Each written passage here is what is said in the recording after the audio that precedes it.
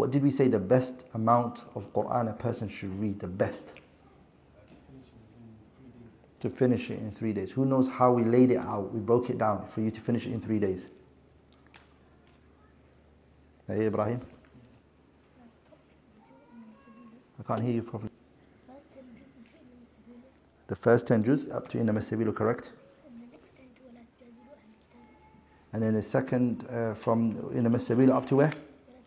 No, ولا تجادلوا. فما كان جواب قومه. ولا تجادلوا is which surah?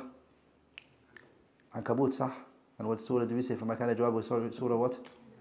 Surah An-Naml. Are we all together?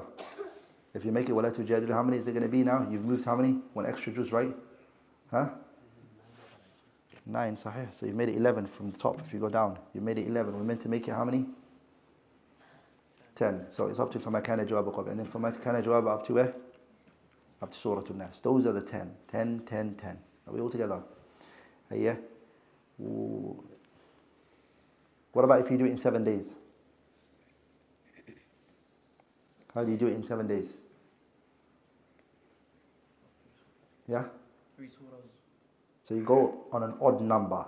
So you go 3, 5, 7, 9, and 11.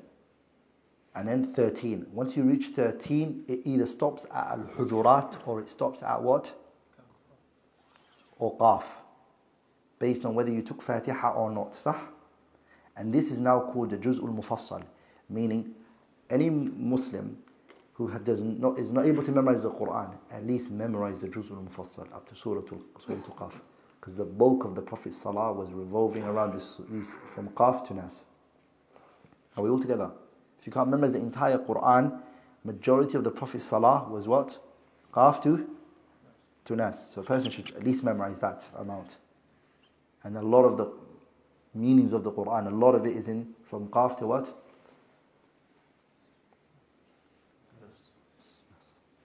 Are we all together, brothers?